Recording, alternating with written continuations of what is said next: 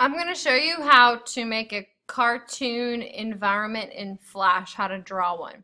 So first, go ahead and create a new document and do ActionScript 3.0, make the width 720, 720, and the height 480. I am using Flash CC. And then click OK. Okay, first we're going to create a hill, so I'm going to rename my layer. If you can double click on this, go hill. I'm going to take my rectangle tool, and I have this color thing. If you don't have it, go to window color. It depends on what view you're in. If your screen doesn't look like mine, you can go to classic, and classic definitely doesn't have it, so you would have to go like window color. So I'm doing animator if you want yours to look like mine. Okay, for the stroke, this is your stroke. We're going to do a dark green, and then for the fill, we're going to do a linear gradient, and we're going to do a dark green to a light green. Make sure you don't add extra squares. If you do, just click with your mouse and drag down, and it will delete. Take your square. Oh, on my stroke, I'm only going to do like a 1-point stroke. And then take your, draw it. Take your black selection tool, select anywhere in the gray area to deselect the object, and then if you put your cursor on the stroke, you see that curved object. That's going to allow you to curve the line. So just curve it a little bit, give it an extra, make it look more like a hill. If it's a little bit too big, just hit the free transform tool, click on your hill, and deselect it. If you noticed, when I drew it, my stroke didn't go with me. Make sure you double click to select the fill and the stroke, and then bring it down. Hit my paint bucket tool, and that's going to allow me to change the way my fill is going. So I'm going to go from dark to light, and then I'm going to create a new layer. The next one is going to be my sky. Choose my rectangle tool. This time I'm not going to have a stroke, and then for my fill, I'm going to select dark blue, linear gradient, dark blue, dang it, linear gradient, dark blue to light blue, and then draw. If you notice, it covers up my hill. All you have to do is take your sky layer, click, and drag down. Take your paint bucket tool, and we're going to, switch it. I'm going to go from dark to light, something like this. Perfect. Next, I'm going to draw some mountains. So I'm going to rename these, add a new layer, name it mountains. I'm going to take my oval tool. Now, it's important that your object drawing is turned on. Off, on. On has that gray square around it. I'm going to choose a dark blue for the stroke, and then for the fill I'm going to do a bluish color followed by a bluish green color. I don't really see it, so right here you can actually just click 006666, and that will find the exact color that I'm going to be using. So blue to greenish blue, and then a stroke of blue. I'm going to change my stroke to about 3-ish, 2 or 3 will work, and then just start creating some circles. You can do at least 3, at least 4, I'm going to do a little bit more. Now take your black selection tool and select off in the gray area to deselect all your mountains, and then start forming your mountains a little bit. If you're having problems being able to form it, it might be because if it's selected. If you see there's a line around it and it's not going to let me manipulate it, so just deselect everything by clicking and then try to manipulate it.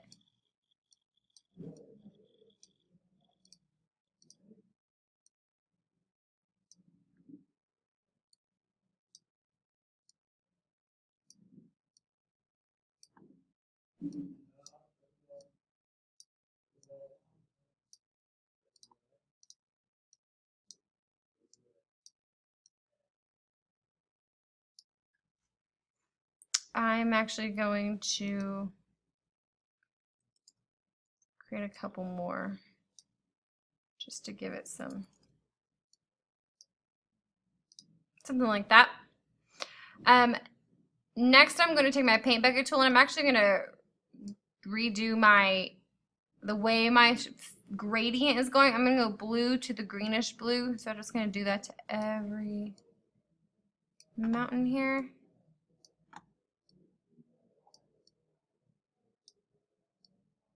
Oops.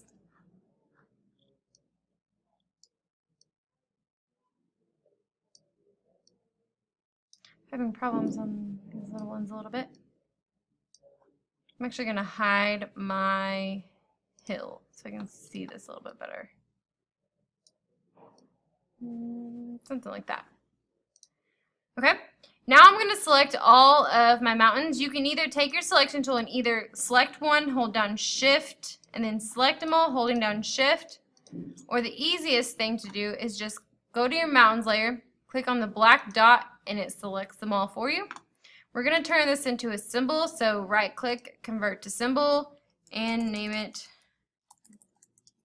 mountains, and keep it a movie clip. Once you create it into a symbol, you're going to be able to create some filters. So filter, blur, and I'm going to make a blur of high.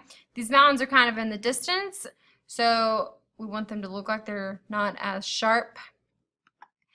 And then you don't have to worry about, see how mine goes off the canvas? It's no big deal. If you go Command Return, it's going to show you a preview of what your movie looks like, and if you see, like, it just cuts it off, so it's not a big deal. From here, I think my mountains are just a tiny bit too big, so I'm going to just shrink them a little bit. Something like that. Okay, next I'm going to create some clouds. And I'm going to go ahead and hide my mountains for now so I can see what I'm doing. So I have my cloud layer selected. I'm going to select my oval tool, and I'm going to turn my object drawing off. I'm going to select no stroke and a solid fill of white. And then I'm just going to come over here and I'm just going to create some individual circles. If you create one that you don't like, just hit Command Z and see, you can redo them.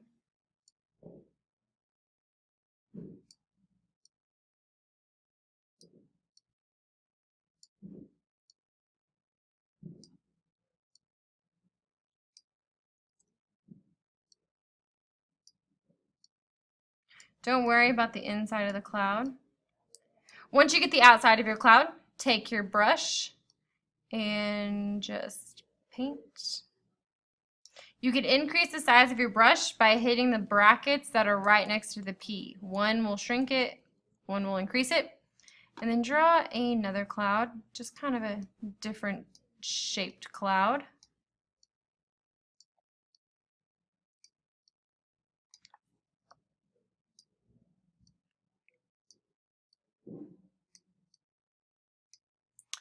Brush tool, paint the inside.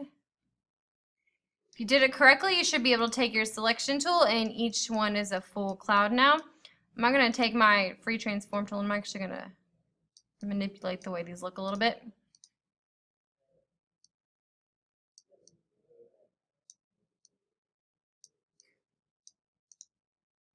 Something like that. Now select the one cloud, right click, convert to a symbol, name it cloud 1. Next one, right click, convert to symbol, cloud 2. From here, select your first cloud again, and I'm going to add a blur property because just like the mountains, they are a little bit further away. So we're going to make them look like they're a little bit further away. Quality high. This time we're going to add a color effect. And we're going to do an alpha. Alpha is the same thing as transparency. So I'm going to do like a 65. Choose my second cloud. Create the blur. Quality high.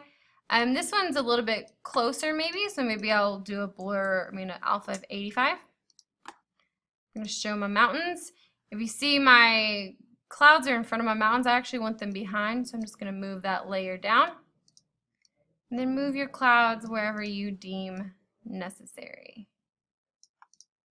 There you go.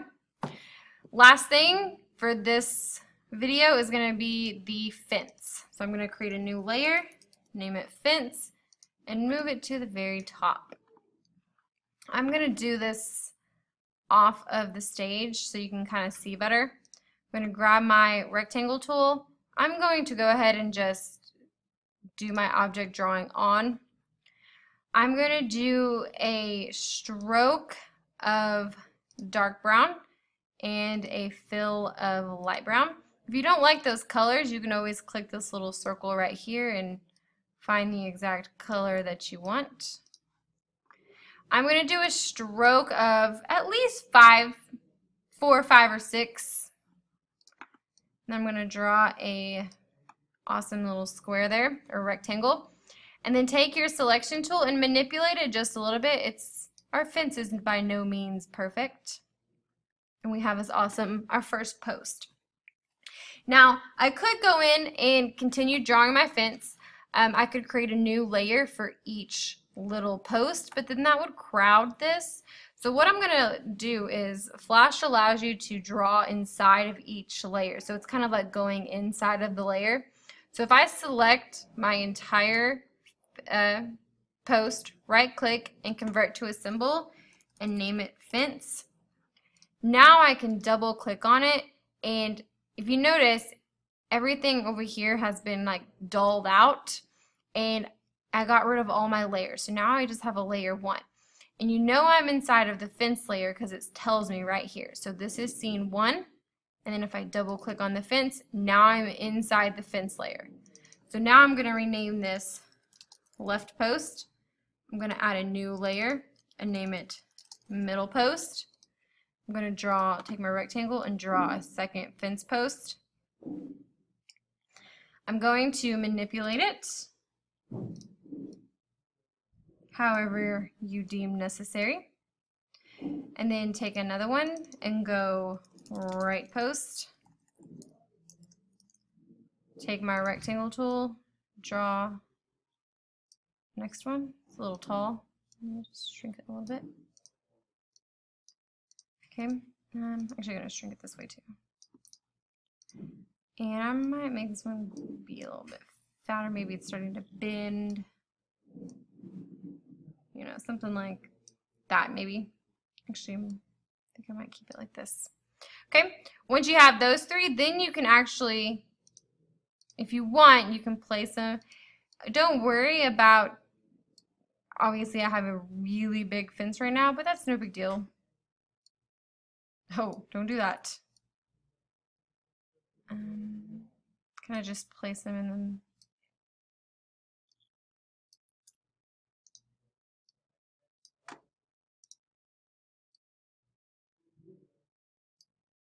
Okay. Now create a new layer and name it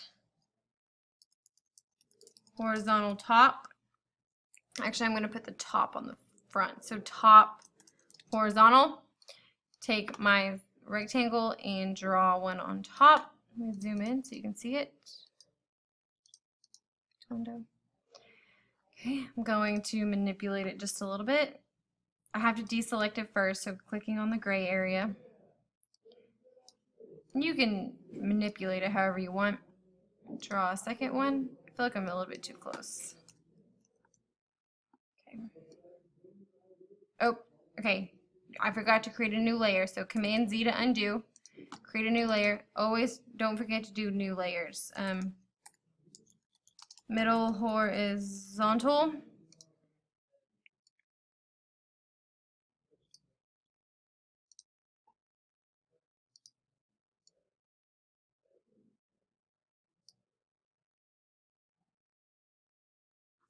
Okay, and then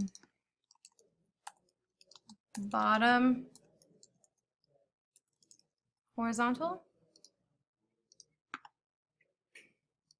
Draw my last awesome post here. A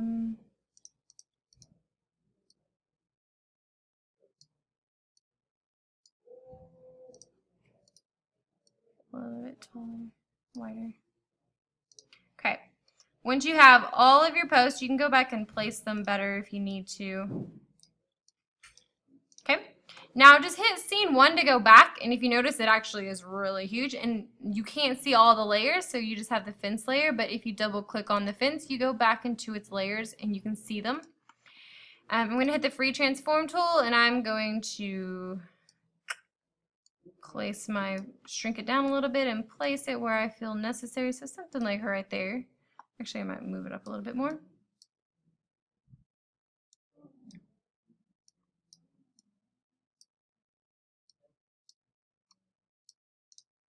And that's the end of part 1. Make sure you save it so you do not lose this.